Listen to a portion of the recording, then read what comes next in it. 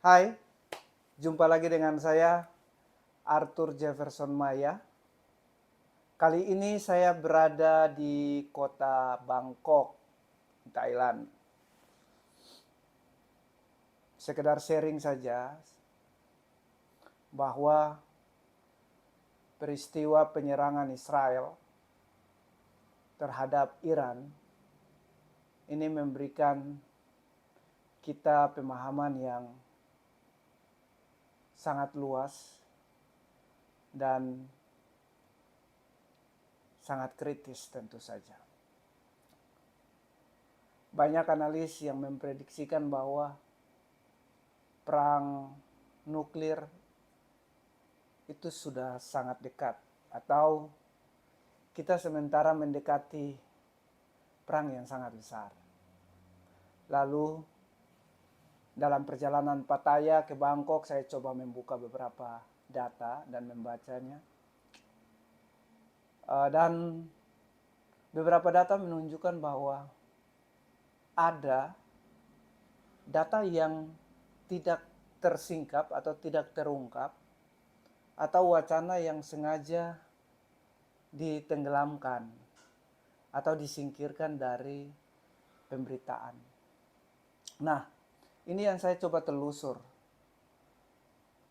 sehingga saya menemukan beberapa data untuk kita diskusikan di saat ini. Jadi tentu saja saya tidak ingin menggalinya dari Israel atau dari Iran itu sendiri. Tapi saya melihat bahwa ini merupakan keterlibatan pasif Amerika Serikat secara militer, tetapi sangat aktif dalam pembangunan epistemik. Nah, inilah yang kemudian menjadi cerita hangat bagi para pengkaji hubungan internasional yang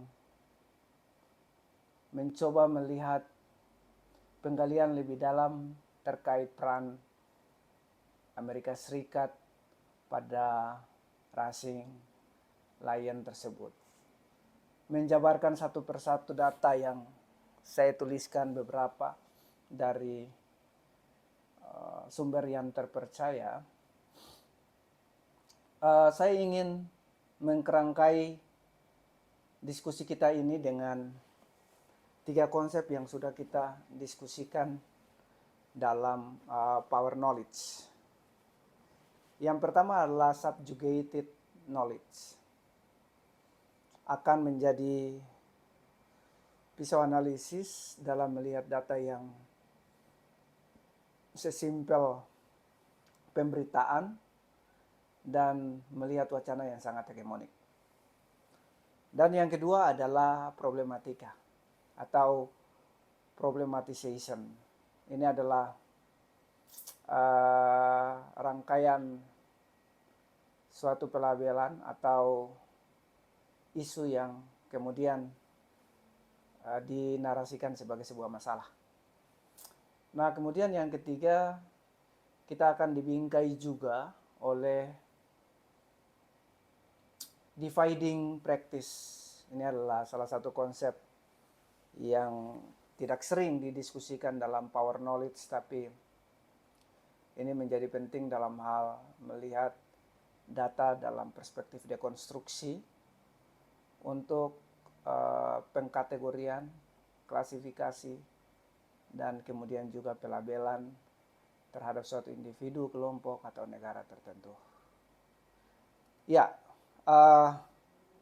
jadi memang tanggal 13 Juni 2025 adalah tanggal yang patut dicatat di mana Israel membuka satu lagi front Iran yang sebenarnya dalam kalkulasi militer harusnya tidak dibuka karena satu front di Palestina terbuka untuk perangnya Israel ya.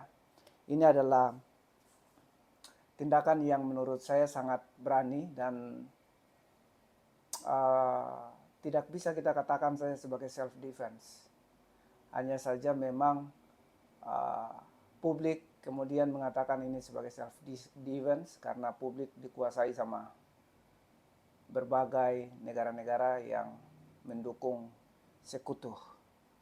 Ya, yang pertama dalam hal melihat data subjugated knowledge, teman-teman, saya mencatat ada beberapa narasi atau pernyataan Iran yang diabaikan. Misalnya, Menlu Iran Abbas Araghchi pernah menegaskan bahwa Iran tidak ingin konflik meluas.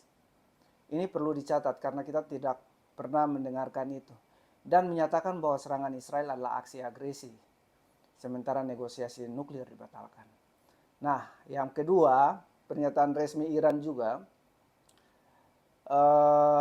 adalah bukti dukungan AS yang tidak divalidasi, teman-teman. Iran menyatakan memiliki bukti kuat bahwa AS terlibat dalam operasi. Namun klaim ini ditolak oleh Trump dan tidak diusut lebih lanjut.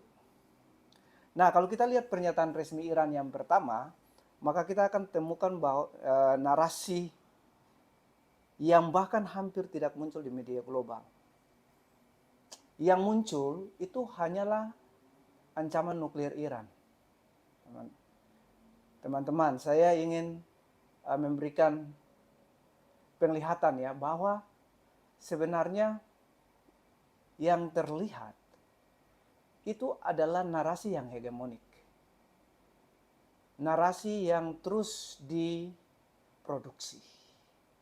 Tetapi yang tidak terlihat adalah narasi-narasi yang harus didisiplinkan. Dan Iran adalah subjek disiplin. Iran adalah subjek disiplin dan tentu saja pengetahuan atau narasi dia sudah pasti dipinggirkan atau ditenggelamkan. Kenapa data sederhana itu penting bagi kita ketahui? Karena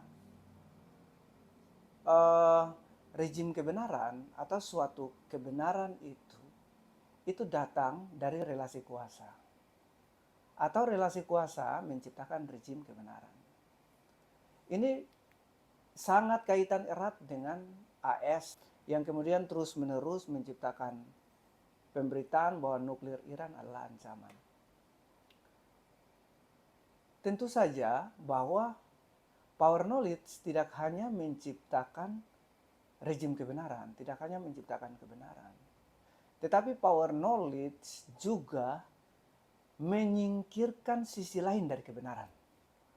Nah, sisi lain yang kita lihat tadi ada wacana-wacana yang kemudian dikeluarkan oleh pemerintah Iran bahwa tidak ingin terjadi konflik yang lebih meluas.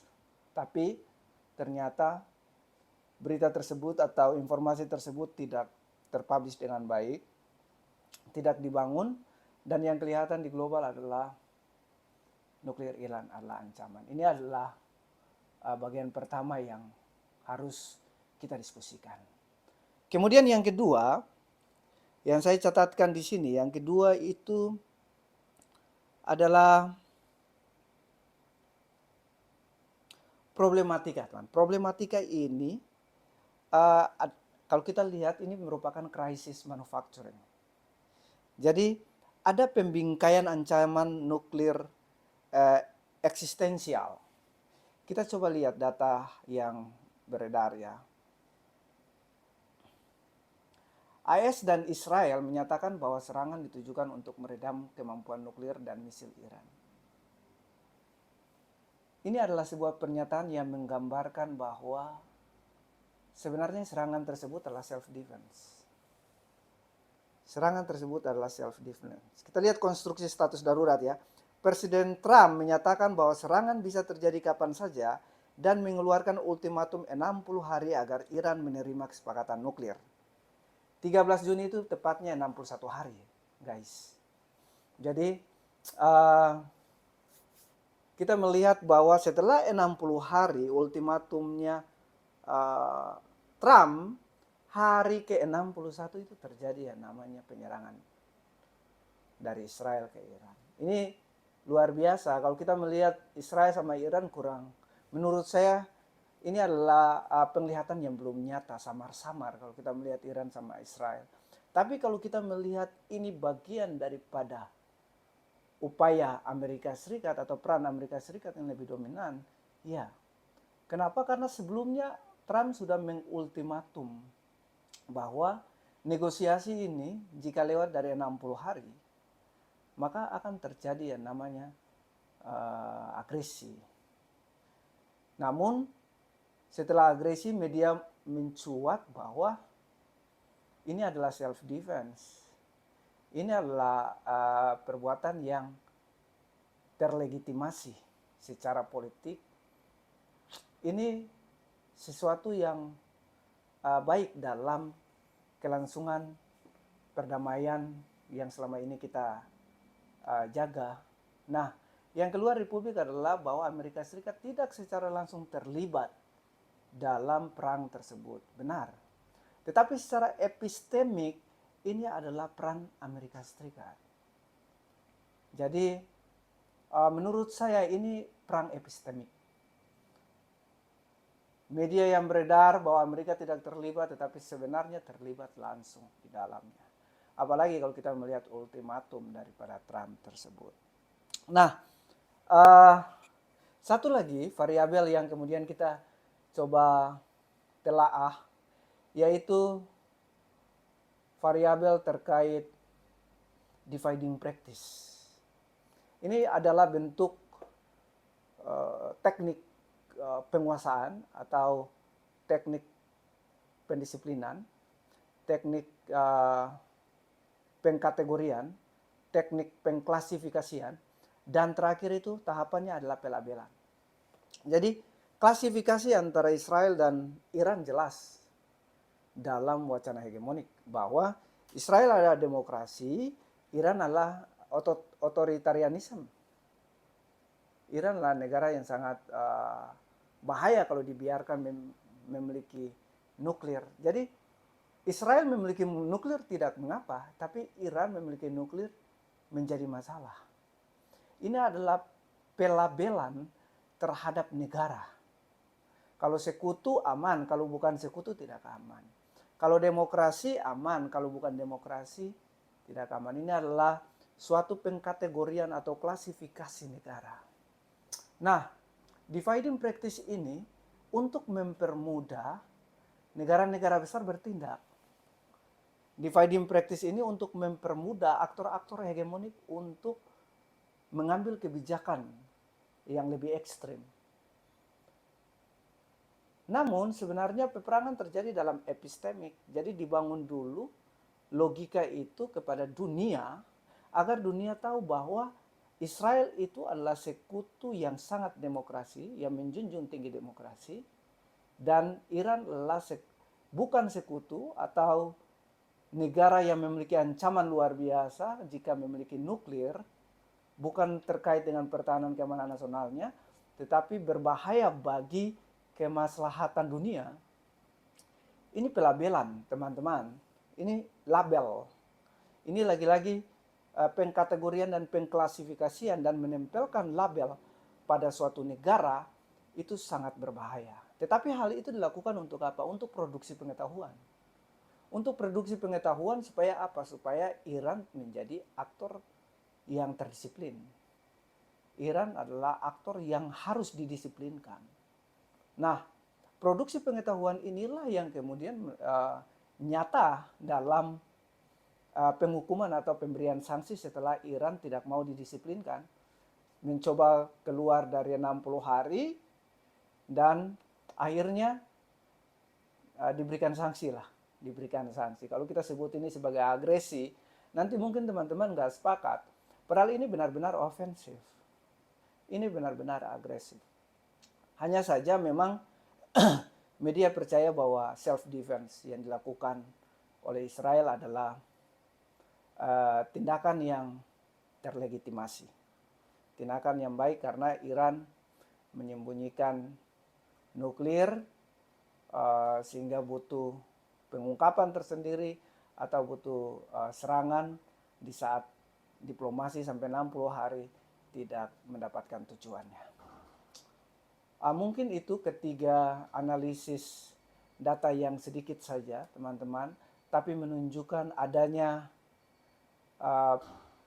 penyingkiran pengetahuan dari negara-negara yang ingin didisiplinkan, kemudian ada bingkai masalah, pembingkaian masalah pada suatu negara tersebut, dan ada pelabelan pada negara tersebut untuk mempermudah negara-negara hegemonik melakukan tindakan yang represif atau tindakan yang lebih lagi. Ya, tetapi sebelum saya menutup diskusi kita kali ini, saya ingin sampaikan bahwa itu adalah penglihatan yang mungkin lebih kritis. Tapi teman-teman bisa melihat bahwa power knowledge tidaklah selalu menciptakan kebenaran, tetapi power knowledge juga menciptakan, menyingkirkan sisi lain daripada kebenaran tersebut. Demikian diskusi kita pada saat ini. Salam.